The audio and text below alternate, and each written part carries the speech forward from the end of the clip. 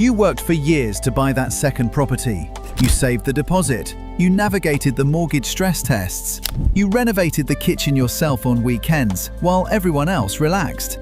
The rental income pays your pension top-up, covers your child's university fees, maybe even keeps your own home afloat as energy bills rise again. You tell yourself you're not some corporate landlord. You're just trying to stay ahead in Britain's housing crisis. Then, one morning, a brown envelope lands on your doormat. Inside, formal language, registration requirements, compliance deadlines, penalties for failure. Welcome to the rental control expansion of 2026. The government calls it reform. They promise fairness, stability, transparency. They say abolishing Section 21 under the Housing Act 1988 will protect tenants from sudden eviction. They say the new National Landlord Database will simply modernize the private rental sector.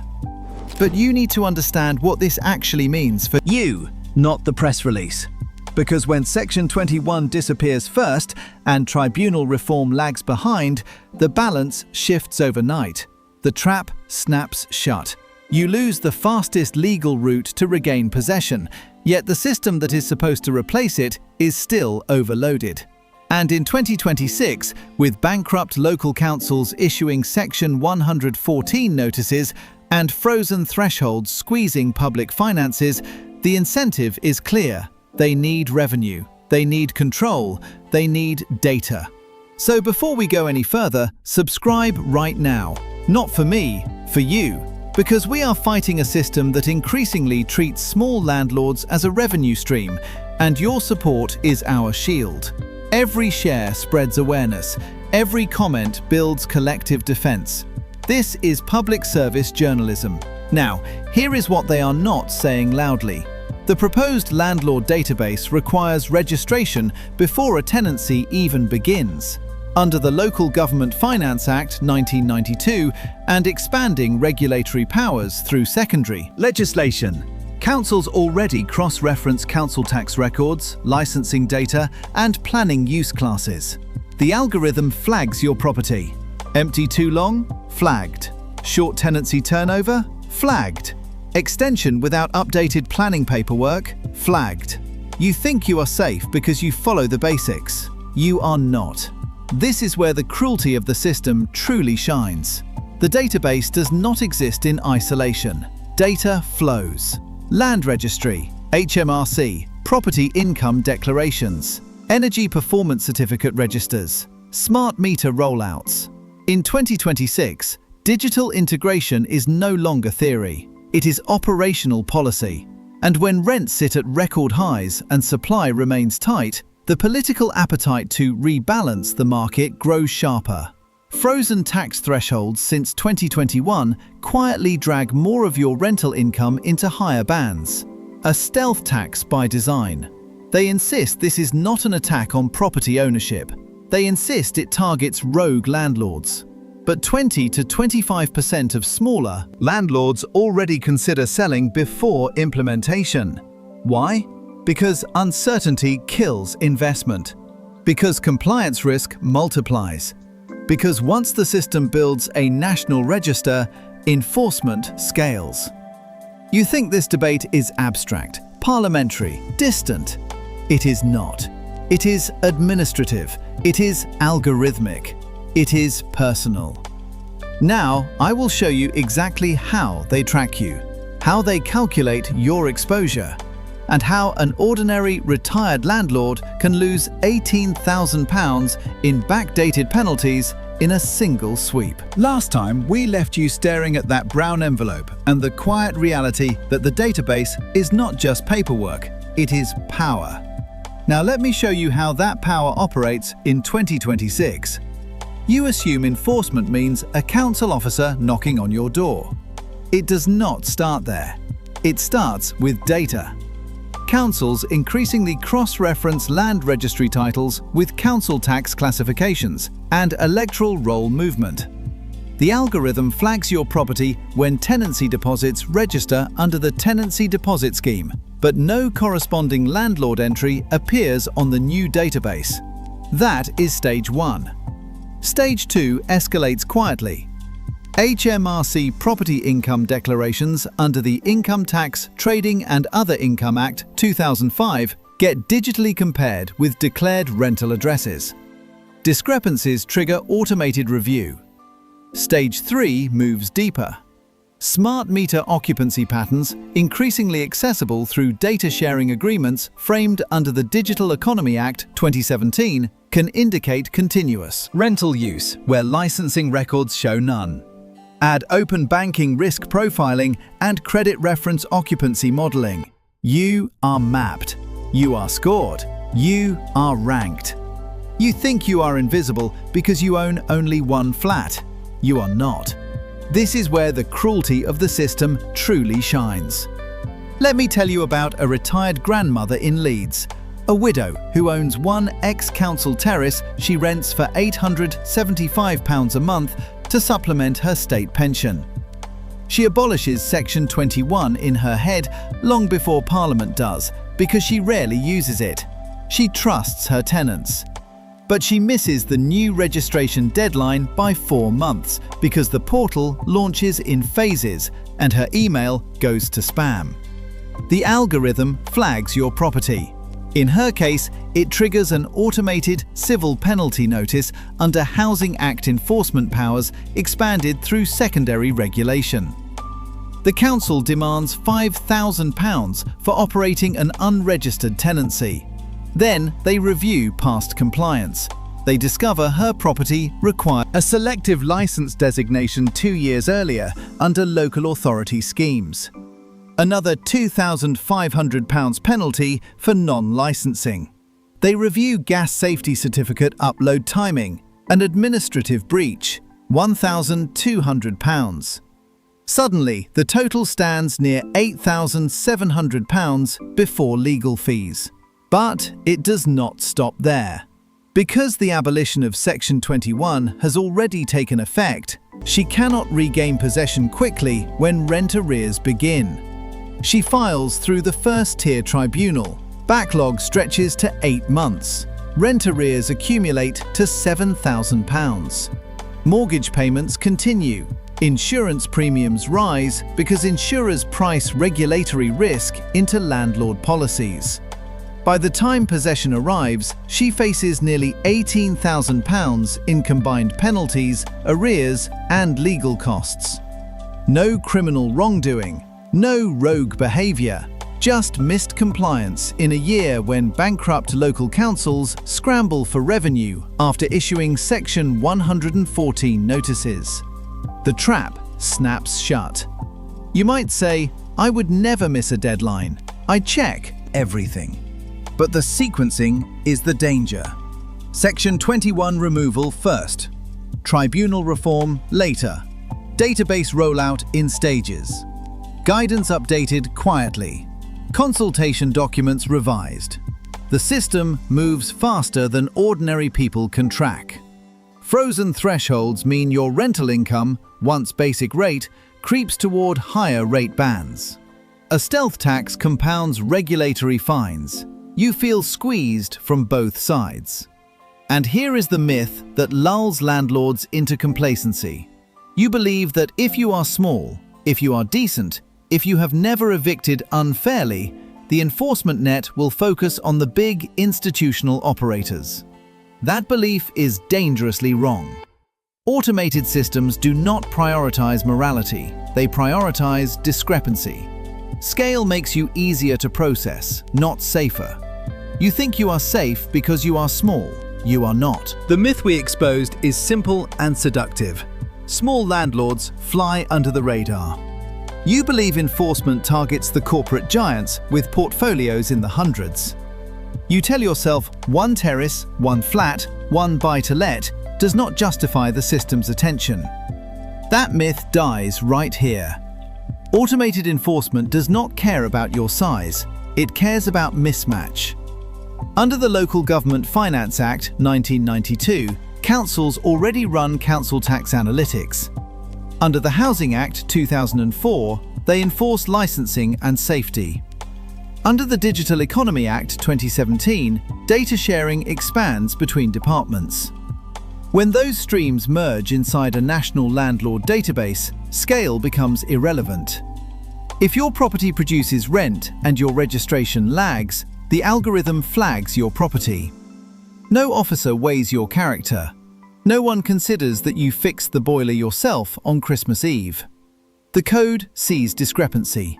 The trap snaps shut. Let me show you the mathematics so you feel this in your bones. You earn £10,800 a year from a flat rented at £900 per month. After allowable expenses and mortgage interest restrictions under Section 24 of the Finance Act 2015, your taxable profit might sit at £7,000. Because frozen thresholds have barely moved since 2021, that £7,000 can push you closer to higher rate tax once combined with employment income. You pay an extra £1,400 in tax over a few years. A stealth tax hiding in plain sight. Now add a £5,000 civil penalty for failing to register on time, perfectly lawful under expanded local authority enforcement powers. Add £2,000 in legal advice because you panic. Add £6,000 in rent arrears during tribunal delay after Section 21 disappears and you must rely on fault-based grounds under Schedule 2 of the Housing Act 1988. Suddenly, a modest £10,800 income stream converts into a negative £4,000 loss in one calendar year. You did not break criminal law. You misstepped administratively in a system designed for scale and revenue. You might think you can appeal and everything pauses. Not automatically. Under the Housing and Planning Act 2016, councils can impose civil penalties up to £30,000 as an alternative to prosecution. Payment deadlines can run while you prepare appeal papers to the first-tier tribunal property chamber. Miss a deadline and enforcement escalates. This is where the cruelty of the system truly shines. It weaponizes procedure. You spend evenings reading statutory instruments while the council automation clock ticks. Now let us descend to the worst-case scenario. You fail to pay a civil penalty on time because you dispute it. The council registers the debt. They pursue it as a civil judgment. Your credit file absorbs the impact. Mortgage refinancing in 2026, already tighter as lenders stress test buy-to-let exposure under Prudential Regulation Authority guidance, becomes harder. You cannot remortgage at a competitive rate. Your monthly payments jump £350. Over 12 months, that is £4,200 extra. Combined with tax drag and arrears, you face the forced sale you swore would never happen. You sell into a market where supply inches up as 20 to 25% of smaller landlords exit. Institutional buyers with cheaper capital step in. You lose the asset. The market consolidates. You watch from the sidelines. That is the emotional nadir. That is the point where you feel the system is unbeatable. But you do not have to be a victim of this system. Stop. Take a breath. The law has very specific boundaries, and if you know them, you are untouchable within those lines. Here is your Rental Reform Survival Guide for 2026, and Strategy 1 is the Compliance Shield Audit. Dramatic name, simple action. Under the Data Protection Act 2018 and UK GDPR Article 15, you have the right to submit a subject access request to any council or agency processing your data. In plain English, you can demand to see exactly what information they hold about your property, how it is sourced, and whether automated decision-making influences enforcement. If an algorithm triggers action, Article 22 of UK GDPR gives you the right not to be subject solely to automated decisions producing significant effects without human review. That is not conspiracy theory, that is statute. So you file a written subject access request before any dispute arises. You ask for all data categories connected to your address, licensing status, council tax classification, and enforcement flags. You ask whether automated profiling operates. You create a paper trail. If enforcement comes later, you already know what they see. If inaccuracies exist, you invoke your right to rectification under Article 16. You correct errors before they mature into penalties. You move from reactive panic to proactive defense. The emotional payoff matters. When you understand that the system runs on data and that data has legal boundaries, fear shifts into focus. You stop imagining drones and secret lists. You focus on rights written in black ink. You do not surrender to administrative intimidation. You prepare. You document. You operate within the law so precisely that any overreach becomes challengeable. This is only strategy 1. The system feels overwhelming because it wants you ignorant and compliant. Knowledge fractures that power. You now understand that this battle runs on data, deadlines, and nerve. So strategy 2 is what I call the deadline firewall. Because most landlords do not lose through wrongdoing, they lose through silence. The biggest mistake you can make in 2026 is ignoring a notice while you look into it. Councils rely on procedural default. Under the Housing Act 2004 and the Housing and Planning Act 2016, civil penalty notices come with strict representation windows, often 28 days. Miss that and the amount stands. So the actionable step is brutally simple. The day any notice arrives, you respond in writing within 7 days, even if only to acknowledge and request full evidence disclosure. You create a record that you are engaged. You demand the statutory basis for the penalty, the calculation method, and the officer's delegated authority. In plain English, you force them to show their homework. The emotional payoff is immediate. You move from hunted to organized. The trap does not snap shut when you are watching the clock. Strategy 3 is the human review trigger. Remember UK GDPR, Article 22. If enforcement relies on automated flagging, you can require meaningful human intervention. Pair that with a formal appeal to the first-tier tribunal under the Tribunal Procedure Rules 2008. In plain terms, you drag the decision out of the algorithm and into a room where evidence matters. Cite your subject access request, attach proof of compliance steps, challenge proportionality. Tribunal decisions, such as cases in the property chamber, have repeatedly reduced or overturned excessive civil penalties where councils failed to justify the amount. You are not begging, you are asserting statutory rights. This is where the cruelty of the system truly shines, but it is also where its limits appear. Because once scrutiny intensifies, weak cases crumble. Strategy 4 is the damage containment plan for when it has already gone wrong.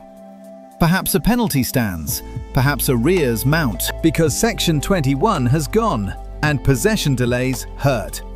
You do not panic, you do not surrender, you negotiate. Under standard civil enforcement practice, councils can agree payment plans. You request an affordability assessment in writing. You document income, mortgage payments, maintenance costs. If a civil judgment looms, you apply for a variation order through the county court to set instalments at sustainable levels. At the same time, you review your tenancy agreements. Ensure they align with the Housing Act 1988 as amended, especially grounds for possession under Schedule 2.